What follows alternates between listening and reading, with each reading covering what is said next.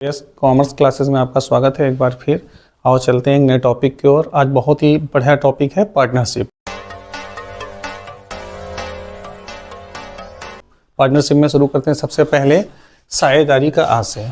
साझेदारी होती क्या है, तो साझेदारी के बारे में पहले जानिए। सबसे पहले जब हमारा मानव का उद्गम हुआ था तो एकाकी व्यापार चलता था। एकाकी व्यापार का मतलब होता है कि जो चीज़ अकेले की जा सके, परंतु धीमे धीमे जब हमारा व्यापार बढ़ने लगा तो हमें और लोगों की ज़रूरत होती रही। तो उसके लिए हमें क्या चाहिए कि कई लोगों को जुड़ाव होने लगा। तो कई लोगों को जुड़ाव होने क्या है, किसी के पास पैसा था, किसी के पास बुद्धि थी, किसी के पास ताकत थी। तो कहने का मतलब दो विपरीत स्वभाव वाले व्यक्ति मिलकर जब कोई व्यवसाय करने के बारे में सोचने लगे तो उस समय साझेदारी का उद्गम हुआ। साझेदारी में होता क्या है, जब दो लोग, कम से कम दो लोग मिलकर कोई व्यापार करना शुरू करते हैं, उसे साझेदारी कहते हैं। ये साझेदारी या उनमें से किसी एक के द्वारा या सभी के द्वारा चलाई जाती है। ऐसे व्यवसाय को हम लोग साझेदारी कहते हैं। इसमें जो है व्यवसाय जो लीगल होना चाहिए, यानी वैध होना चाहिए। तो साझेदारी के बारे में क्या बताया, साझेदारी एक ऐसा व्यवसाय है जिसमें कम से कम दो, अधिकतम 50 लोग व्यक्ति मिलकर कोई व्यवसाय करते हैं, जिसमें वह व्यवसाय उनके द्वारा या उनमें से किसी एक के द्वारा चलाया जाता है। ये एक दूसरे के लिए एजेंट के रूप में काम करते हैं, जो कि साझेदार कहलाते हैं। अब साझेदार की हम लोग आते हैं विशेषताओं में। साझेदारी में क्या क्या विशेषताएं पाई जाती है, तो कम से कम दो या दो से अधिक व्यक्तियों का संग होना। तो अभी हमने बताया कोई भी साझेदारी तभी हो सकती है जिसमें कम से कम दो व्यक्ति होने चाहिए और अधिक से अधिक कितने, 50 होने चाहिए। जैसे हम लोग जब हमने जीवन में अपने आते हैं तो बोलते हैं लाइफ पार्टनर। तो लाइफ पार्टनर क्या, कम से कम दो व्यक्ति तो चाहिए, तभी तो वो पार्टनर हो सकते हैं। एक पति होता है, एक पत्नी होता है, दोनों एक दूसरे के लिए लाइफ पार्टनर होते हैं। उसी तरीके जब कोई हम पार्टनर से शुरू करते हैं तो कम से कम दो व्यक्ति मुझे याद रखनी है। दो व्यक्ति बिना कोई साझेदारी नहीं कहलाएगी। तो उसमें कितने बताए हमने, दो व्यक्ति या दो से अधिक कितने होने चाहिए, 50 व्यक्तियों का होना चाहिए समूह। ठहराव का मतलब होता है कि उसमें आपस में कोई न कोई एक समझौता होना चाहिए। समझौता लिखित भी हो सकता है और मौखिक भी हो सकता है। मौखिक समझौता है कि हमने कर लिया, जब कभी भी कोई कोर्ट केस फंसेगा, कोई वाद होगा तो उसमें उसका कोई मान्य नहीं होगा। लेकिन यदि हमारा लिखित है तो मान्य होता है। कोई सरकार की तरफ से ऐसी गाइडलाइन नहीं कि लिखित ही होना चाहिए, लेकिन लिखित इसलिए होना चाहिए क्योंकि हमें उसके भविष्य में ज़रूरत पड़ सकती है। फिर हमने लिखा व्यवसाय, तो व्यवसाय एक ऐसा होना चाहिए जो कि लीगल होना चाहिए, इलीगल व्यवसाय नहीं होना चाहिए। जैसे डॉक्टर, एक वकील, हमें दोनों का व्यवसाय अलग अलग है, लेकिन दोनों लोग कोई नया व्यवसाय पार्टनरशिप में कर सकते हैं और अपना व्यापार चला सकते हैं। फिर लिखा लाभों का बंटवारा। लाभों का बंटवारा का मतलब है कि जब हम कोई व्यवसाय करते हैं तो हमेशा ये उद्देश्य लेके करते हैं कि मुझे आगे भविष्य में लाभ होगा और लाभ को हम लोग आपस में बांटेंगे। किस तरीके से बांटेंगे उसका पूर्व निश्चित जो कर लेते हैं उसे हम लाभों का बंटवारे का कहते हैं। लाभों का बंटवारा में ये भी ध्यान रखना है कि हमें पूर्व निश्चित हो जाना चाहिए। अगर पूर्व निश्चित नहीं है तो फिर ये बराबर बटेगा। फिर है पारस्परिक संबंध। अभी हमने आपको बताया एक दूसरे के लिए दोनों एजेंट होते हैं, कोई मालिक नहीं होता है। इसमें से कोई एक व्यवसाय कर सकता है, सभी कर सकते हैं, तो एक एजेंट के रूप में होते हैं। इधर से आते हैं साझेदारी में, और साझेदारी संलेख, ये बहुत बड़ा पॉइंट है साझेदारी में। इसे पार्टनरशिप डीड भी कहते हैं। इसमें क्या होता है, जब कोई साझेदार बनती है तो हम लोग एक समझौता करते हैं। समझौता जब हम लिखित कर लेते हैं वो साझेदारी संलेख बन जाता है। साझेदारी संलेख में किसे कहते हैं कि साझेदारी संलेख वो होता है जब आपसी समझौता है जिसमें साझेदारी की सारी शर्तें लिखी होती हैं, उसे हम लोग साझेदारी संलेख कहते हैं। एक तरीके से इसे कुंडली मान लीजिए, जैसे हम लोगों की कुंडलियाँ बनती हैं, उसमें सब कुछ लिखा होता है, कौन है पिताजी, कौन है माँ, कौन है, क्या गोत्र है, क्या सब कुछ। उसी तरीके से साझेदारी संलेख भी हम कह सकते हैं। इसमें साझेदारी की पूरी कुंडली लिखी होती है। कुंडली में क्या क्या हो सकता है, जैसे लिखा साझेदारी संलेख में विशेष सामग्री क्या क्या होगी, साझेदारी का नाम क्या होगा, कौन कौन साझेदार होंगे, कहाँ पे स्थापित होगी, कौन पूंजी लगाएगा, लाभ का बंटवारा कैसे होगा, पूंजी पे ब्याज कैसे मिलेगा, आहरण पे ब्याज कैसे मिलेगा, और जो ऋण लेंगे उस पर ब्याज कैसे देंगे, जो साझेदार काम करेगा उसे वेतन देंगे कि नहीं देंगे, आगे कोई व्यवसाय में अगर वृद्धि होती है तो पार्टनरशिप कैसे बढ़ाई जाएगी, कोई साझेदार अगर आना चाहता है तो कैसे आएगा, कोई अवकाश लेता तो कैसे लेगा। तो इत्यादि बातें जिसमें भी लिखी होती हैं। यानी कह रहे हैं साझेदारी से जन्म से लेके एक साझेदारी के समापन तक का जो भी ब्यौरा उसमें लिखा होता है उसका साझेदारी संलेख या उसकी विशेष सामग्री कहलाती है। कभी कभार क्या होता है साझेदारी संलेख नहीं बन पाता है, तब हम लोग बिजनेस करते हैं तो कैसे करेंगे, उसका भी तो निपटारा होना चाहिए। तो उसके लिए उसने बताया साझेदारी जो संलेख के अभाव में क्या क्या होता है। सबसे पहला काम होता है इसमें जब कोई भी हम ऋण लेंगे तो उस पर मुझे 6% ब्याज देना पड़ेगा। अगर साझेदारों की पूंजी पे ब्याज है तो ब्याज नहीं दिया जाएगा। और यहाँ पे भी ध्यान रखें, पूंजी पे ब्याज तभी दिया जा सकता है, पहले तो इसमें दिया नहीं जाएगा, जब साझेदारी में कभी भी लाभ होगा तभी पूंजी पे ब्याज दिया जाएगा, इसमें तो देना नहीं है। इसके बाद है अगर अभाव है, वहाँ पर साझी संलग्न नहीं है और कोई भी आहरण पे ब्याज नहीं लिया जाएगा, ना दिया जाएगा पूंजी पे ब्याज। इसके बाद कोई साझेदारों को वेतन भी नहीं दिया जाएगा। और सबसे बड़ा पॉइंट इसमें होता है, जब साझेदारी का अभाव होता है, जो लाभ का बंटवारा है वो हमेशा बराबर होगा। बिल्कुल याद रखना, जब लिखा हो साझेदारी संलग्न नहीं है तो लाभ का बंटवारा कैसे होगा, तो बेहिचक उसका उत्तर होगा लाभ का जो बंटवारा वो हमेशा बराबर होगा। तो ये साझेदारी के संलग्न के अभाव में क्या क्या बताया, ऋण पे ब्याज 6%, पूंजी पे ब्याज नहीं देना है, आहरण पे ब्याज नहीं लेना है, ना ही उनको वेतन देना है, ये तीनों बातें, और लाभ का बंटवारा हमेशा बराबर ही करना है। आते हैं साझेदारों में जो लाभ हानि खाता क्या होता है, जो सामान्य लाभ जो हम कमाते हैं वो जितने भी खर्चे आते हैं और जितनी आय आती हैं उनको हम लाभ हानि खाता में करते हैं। लाभ हानि खाते के बाद साझेदारी में जो एक खाता बनाया है तो उसे लाभ हानि समायोजन खाता कहते हैं। ये भी आपका अवास्तविक खाता, नाम मात्र का खाता होता है।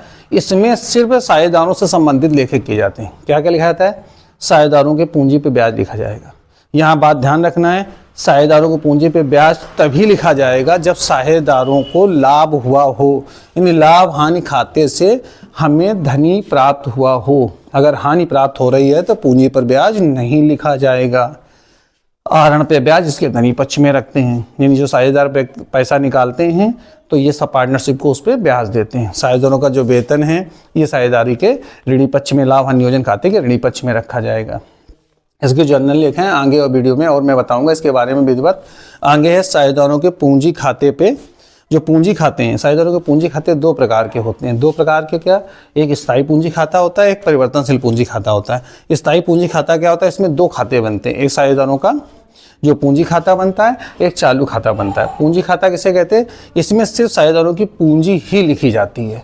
इसका प्रारंभिक शेष और अंतिम शेष एक ही होता है, जब तक कि इसमें अगर पूंजी और बढ़ाई ना जाए और घटाई ना जाए तब तक इसका जो प्रारंभिक शेष होगा वही अंतिम शेष होगा। और जितने भी लेन देन होंगे सारे वो चालू खाते में होंगे, चाहे पूंजी पे ब्याज हो, चाहे आहरण पे ब्याज हो, चाहे उनका वेतन हो, चाहे लाभ समायोजन खाता में उनका जो हिस्सा मिला हो, ख्याति हो, जितने भी लेन देन होंगे सारे वो चालू खाते में किए जाएंगे। ये दो प्रकार के बताए हमने कौन कौन से, आपका पूंजी खाता और दूसरा चालू खाता। इस चालू खाते में क्या सारे विवरण लिखे जाएंगे पूंजी खाते में। दूसरा आता है खाता परिवर्तनशील पूंजी खाता। परिवर्तनशील पूंजी खाता में क्या कहेंगे, पूंजी खाता और चालू खाता दोनों को एक तरीके जोड़ देते हैं। जोड़ने का मतलब है इसी में आपकी पूंजी भी लिखी जाएगी और इसी में आपके सारे खर्चे भी लिखे जाएंगे। इनको कभी भी मुझे अलग अलग नहीं लिखना है। यानी क्या है, पूंजी का शेष भी इसी में लिखा जाएगा, साझेदारों के पूंजी पे ब्याज भी इसी में लिखा जाएगा, ख्यात भी इसी में लिखी जाएगी, लाभ हानि खाता भी इसी में लिखा जाएगा, आहरण पे ब्याज भी इसी में लिखा जाएगा, पूंजी पे जो भी पूंजी में कम ज़्यादा लेन देन हुआ वो भी इसी में लिखा जाएगा, और जो उसे लाभ प्राप्त हो वो भी उसी में होगा। अब है आहरण पे ब्याज की गणना। साझेदारी में हम देखते हैं आहरण ब्याज की गणना में बहुत छात्र कंफ्यूज होते हैं कि कैसे मुझे आहरण ब्याज निकालना है। तो सबसे पहले आहरण ब्याज निकालने की विधियाँ देखते हैं। एक है औसत अवधि विधि, दूसरी है औसत ब्याज की दर विधि, तीसरी है गुणनफल विधि और चौथी है मासिक आहरण विधि और पांचवी है तिमाही आहरण विधि। अभी मैं आपको बताता हूँ सबके बारे में, कैसे एक टेबल भी लास्ट में आपको बना के दिखाऊंगा किस तरीके से, बहुत आसान हो जाएगा। चलो शुरू करते हैं। पहला है औसत अवधि विधि। औसत अवधि विधि में क्या है, आहरण पर ब्याज मुझे निकालना है तो मुझे कुल आहरण लेना, जितना टोटल मैंने आहरण किया है उसमें दर का गुणा करेंगे बटे 100 करेंगे। और जब औसत यहाँ पे शब्द है औसत अवधि विधि तो हम 6 माह का हमेशा निकालेंगे ब्याज। कितने महीने का, 6 महीने का निकालेंगे। अब आते हैं औसत ब्याज की दर की विधि। जो है औसत ब्याज की दर, अब देखना यहाँ औसत जो था अवधि थी यानी जो पीरियड था उसका था, यहाँ किसका औसत है, दर का है। तो हम क्या करेंगे, कुल आहरण औसत की ब्याज की दर बटे कितना कर लेंगे 100, जो उसकी औसत दर होगी कि जो भी रेट होगी उसका हम क्या करेंगे औसत निकाल लेंगे। यहाँ पे आते हैं गुणनफल विधि। तो कुल गुणनफल गुणा दर बटे 100। अगर मुझे 1 महीने का लेना है तो 1/12, अगर 1 दिन का लेना है तो 1/365, यानी अगर दिन में है तो 365 का भाग होगा, और अगर हमारा महीने में है तो 12 का भाग होगा। जितने दिन का निकालना उतना गुणा कर देंगे। जो सबसे इंपॉर्टेंट है मासिक आहरण की विधि, यानी हर महीने हम आहरण निकालते हैं। तो मुझे यहाँ 3 चीजें ध्यान रखना है कि जो हम आहरण कर रहे हैं वो किस डेट को कर रहे हैं। जैसे अगर हम माह की प्रथम तिथि को कर रहे हैं, अगर महीने की पहली तिथि को हम लोग कर रहे हैं तो ध्यान रखना हमेशा 6.5 महीने के ब्याज लगेगा। बहुत इंपॉर्टेंट ये पूछा जाता है कि टीजीटी पीजीटी में भी पूछा जाता है, हर जगह इसका पूछा जाता है। आहरण हम प्रथम तिथि में कर रहे हैं तो ध्यान रखना 6.5 महीने का लगेगा। और यहीं से ध्यान रखना है अगर मध्य की तिथि में हम कर रहे हैं तो 6 महीने का लगेगा, क्योंकि 15 दिन हमारे कम हो गए तो उधर से भी 15 दिन कम कर दें। आसान से तरीका है। ऐसे माह के अंतिम तिथि पर तो पूरा 1 महीना कम हो गया। तो जब हम पहली तारीख को लगा रहे थे 6.5 महीने का, तो जब अंतिम तिथि को लगाएंगे तो हमारा कितने का लगेगा? 5.5 महीने का ब्याज लगेगा। तो 5.5 माह का निकाल लेंगे। तो इसको बहुत ध्यान रखना है। प्रथम तिथि है तो 6.5, अगर हमारा मध्य में है तो पूरा 6, और अंत में अगर है माह की अंतिम तिथि को निकालना है तो हमारा 5.5 माह का लगेगा। और 5वीं विधि तिमाही आहरण विधि। अब मैं आपको एक टेबल बनाता हूँ और टेबल देखते हैं। यहाँ पे हमने लिखा है आहरण, यहाँ लिखा है मासिक 12 माह में, तिमाही 12 माह की हो, छमाही 12 वर्ष की। यानी कहने का मतलब है ये पूरे साल का हो। यहाँ 6 महीने में मासिक निकाला गया और 9 महीने में निकाला गया। अब एक एक पॉइंट करके समझाता हूँ, अभी समझ में आएगा। अगर मैंने माह की प्रथम तिथि को आहरण किया है और वो महीने में निकाला जाता है और महीना पूरे साल के में होना चाहिए, यानी सवाल जो हम लगा रहे हैं पूरे साल का होना चाहिए, तो उसमें 6.5 माह का लगेगा जब हम प्रथम तारीख को निकालेंगे। मध्य में निकालेंगे तो 6 माह का लगेगा और अंतिम तिथि को निकालेंगे 5.5 का लगेगा। ये भी मैं आपको बता चुका था। अब आते हैं तिमाही। अगर निकालते हैं तिमाही जो मेरी 1 साल में होनी चाहिए, पूरे 12 महीने का सवाल लगा रहे हैं, तो उसमें अगर हम प्रथम तारीख को निकालते हैं तिथि को तो 7.5 महीने का ब्याज लगेगा। अगर मध्य में निकालते हैं तो 6 महीने का ब्याज लगेगा और अंत में अगर हम निकालते हैं तो 4.5 महीने का ब्याज लगेगा, यानी 4 से 2 माह का ब्याज लगेगा। इसी तरीके के अगर हम छमाही आहरण करते हैं और सवाल पूरे साल का लग रहा है, नहीं पूरे 12 महीने का लग रहा है, तो मुझे क्या करना है? अगर हम प्रथम में निकालते हैं तो 9 महीने का लगेगा, अगर हम मध्य में निकालते हैं तो 6 महीने का ब्याज लगेगा, अगर अंत में निकालते हैं तो हम 3 महीने का ब्याज देंगे। ठीक है।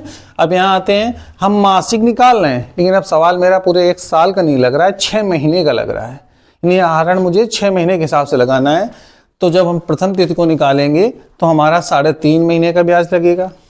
यदि हम मध्य तिथि को निकालते हैं तो 3 महीने का ब्याज लगेगा और अंत में निकालते हैं तो हमारा 2.5 महीने का ब्याज लगेगा। इसी तरीके से नया टॉपिक हमारा है कि मासिक जो हो वो 9 माह का हो। कितने का हो? 9 माह का सवाल हम लगा रहे हो, लेकिन हमें निकालना आहरण कब है? मासिक ही निकालना है। यहाँ पे अगर हम माह की प्रथम तिथि को निकालते हैं तो 5 महीने का लगेगा। ठीक है। इसके बाद अगर मध्य तिथि को निकालते हैं तो 4.5 का लगेगा और अगर हम अंतिम तिथि में निकालते हैं तो 4 का लगेगा।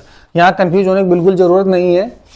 मासिक है यानी हर महीने निकालना, ये 12 महीने का सवाल लग रहा है। जहाँ नीचे 12 माह लिखा है तो इसका मतलब है 12 माह का सवाल लग रहा है। यहाँ 6 माह लिखा तो 6 माह का सवाल लगा रहे हैं और यहाँ 9 महीने का लगा 9 महीने लगा रहे हैं। मुझे जो समझाने में इतना अच्छा लगा इसमें, इस वीडियो वाले में, क्योंकि आपको एक एक पॉइंट मैंने क्लियर किया और मैं आशा करता हूँ आपको भी पसंद आया होगा। तो मेरे इस चैनल को आप लोग सब्सक्राइब कर दीजिए, लाइक कीजिए, शेयर कीजिए और बहुत ढेर सारा प्यार दीजिए। जय हिंद।